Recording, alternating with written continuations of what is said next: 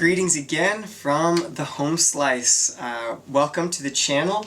It's good to have you. Thanks for tuning in. I'm Gabe and I've been so stoked to produce this video.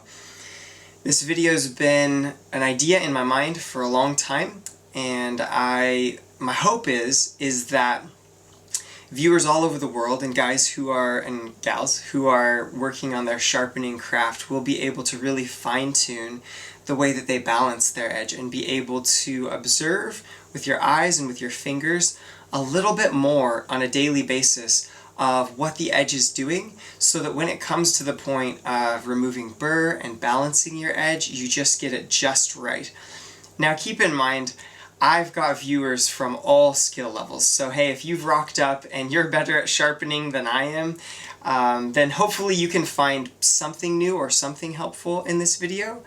But for those of you who are just beginning, I think there'll be some really rich material for you here to start receiving a bit more feedback from your edge. Now, the edge apex is far too small to be viewed accurately with your eyes, but fortunately, there are some things you can do in terms of having bright light hit the edge and tweaking the angle that you're viewing it at, especially if you have a dark background behind the blade and things that are a bit larger than the simple apex of the edge, things like damage, chipping, bending, these sorts of things can sometimes be visible. The irregularities of your edge can sometimes be visible in very bright light if you play with the edge angle enough.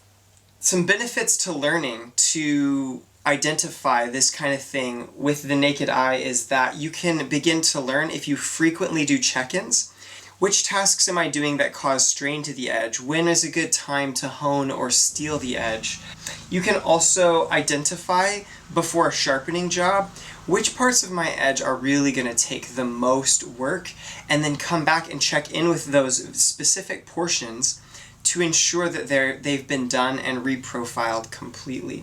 So the first thing that I want to talk to you about is you can highlight the ultimate cutting surface with a lot of care. So if you hold your knife in bright light with a dark background so you can clearly see the edge, you'll be able to turn it easily to get that secondary bevel to illuminate itself. But if you continue turning the knife slowly, then oftentimes you'll be able to see if you've done a little bit of a micro bevel or if you've left any rough texture along the edge of that knife. This can be really important for hand sharpeners because on your coarser stones, sometimes your knife kind of skips along. It takes a lot of practice to keep your knife stable, and you can do just a little tiny bit of convexing. And it doesn't matter that much until you get to your ultra fine stuff. And when you've polished that edge, the whole edge can look like a mirror, but it is possible, if it's just a bit convex, to miss that ultimate cutting surface and not polish your apex as finely as you might. If you try this out and you're finding that, man, I'm putting a lot of time in on my fine stones and my strop, but I'm consistently getting this kind of ragged micro bevel, then what I'd recommend is going a little slower on your coarse stones and then actually clocking a little more time on your medium grit stones. Your medium grit stones will be smoother, it's easier to keep a consistent angle, and you can make sure that you've ground out any unevenness that might be there from when you were working it with your coarse stones. And then when you go on to your polishing stones that don't remove a lot of metal, you're not going to need to spend hours and hours trying to hit this surface to flatten it. You can do that with your medium stones, and then the polish on your finer stones will go fairly quickly and make it all the way out to the apex. The second technique I'd like to talk to you about is if you take your knife and you find a light source and literally point it straight at the light source, and you can turn it to the flat, make sure that the light source, whether it be a very bright light or the sun, is reflecting directly to your eye, and then keep that same direction, but then turn to your cutting edge and slowly rotate it back and forth. The reason you can do this, what you're looking for is spots on the edge that glisten. If there's a properly formed apex, you should have a consistent angle on one side and a consistent angle on the other side. And those two angles, if you're pointing them directly at a light source, should be reflecting light to the right side and to the left side of your head. So if any light is making it directly back to your eye, that means that there's actually a flat spot there, or a spot that's been severely bent or damaged.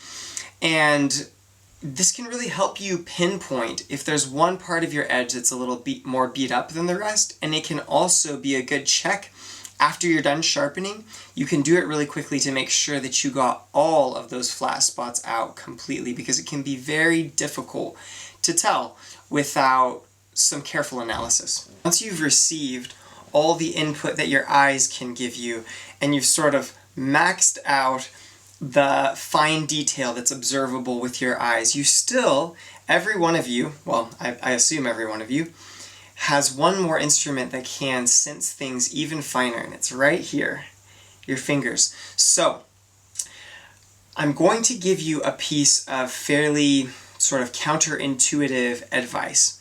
If you want to be great at removing burr when you're in the sharpening process, then don't actually start with trying to remove burr.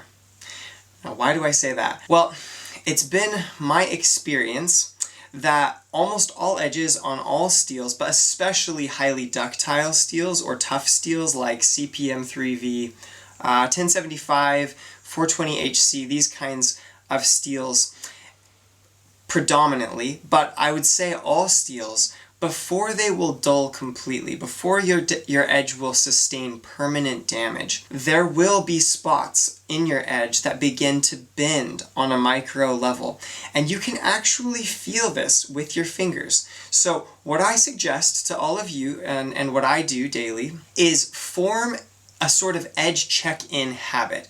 And multiple times a day, you take your knife, put your finger on the grind, level on the grind, and just roll it over the edge. Move up and down the knife and just observe anything you can observe.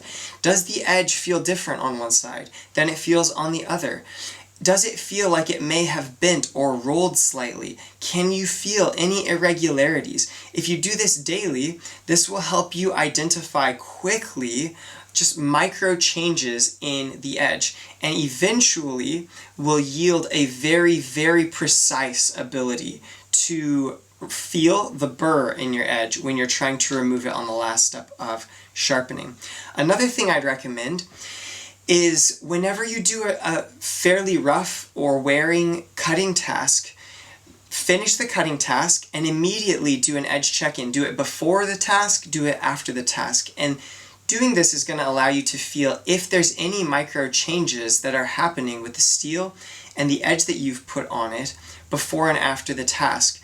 This is going to help you get in touch with what does daily use actually do to your edge, and is your edge trying to communicate things to you that you might not be receiving at the moment. Once you've observed some level of bending at the edge, the next thing that you can do is to see if there's anything you can do to remove it and see how difficult it is to remove it. So you can start with simply sort of stropping the knife firmly against your pant leg. If you've got heavy canvas Carhartts on, it might be more successful than the jeans that I'm wearing in this demonstration. But just hit it really firmly against your pant leg. Some edge bend is so small that that's all it will take, and you'll be back to maximum cutting performance. If that doesn't work, move to some different materials that have a little bit of some sort of hard abrasive things in them. You can use newspaper, you can use cardboard. There's a large variety of things that you could use. And again, hit that edge at the appropriate angle and then feel it again up and down the blade to see if you've removed the edge bending. If that doesn't work, then I'd recommend attempting to steel the knife. So take another knife. It doesn't have to be a particularly hard knife in my experience, or it can be something else. The edge of a glass table, a stainless steel countertop, anything that's similar or greater in hardness than the steel itself. and take it at that appropriate angle and rake it gently across the edge. What you're doing here is you're not trying to remove metal and sharpen, of course, but that edge apex has bent slightly and some of those carbides are out of alignment. So what you're trying to do is just gently persuade it to realign to a straight edge. Once you've tried these 3 things, you should be able to feel whether they've made a difference.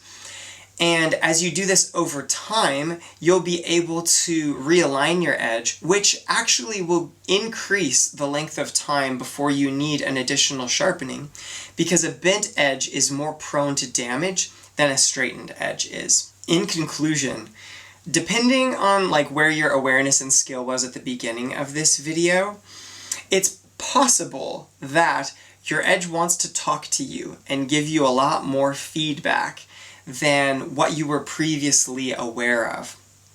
What I'm suggesting is that you need to learn your edge's communication style. You need to get in touch with the things that it's trying to tell you, and you'll have a fulfilling and satisfying long-term relationship with your edge. Guys, if you do this for 10 hours, if you do these little 90-second check-ins multiple times a day and eventually work up to where you've been feeling the effects of your actual everyday use on your edge for a total of 10 hours, it is going to dramatically boost your ability to remove very, very minute amounts of burr at the last step of your sharpening. If you get to the point where you've logged 100 hours of edge check-in, every day you're pulling it out of your pocket and you're feeling it, you get to that 100-hour mark, I promise this will transform the way that you remove burr, because you'll be so confident to know, I know exactly what's going on at that little edge to the best of my ability without expensive instrumentation. So I'll just unleash you to tinker away and practice that one. Hopefully that yields very satisfying edge performance results for you guys. Until next time, I'm going to say peace out from the home slice. Thanks for tuning in.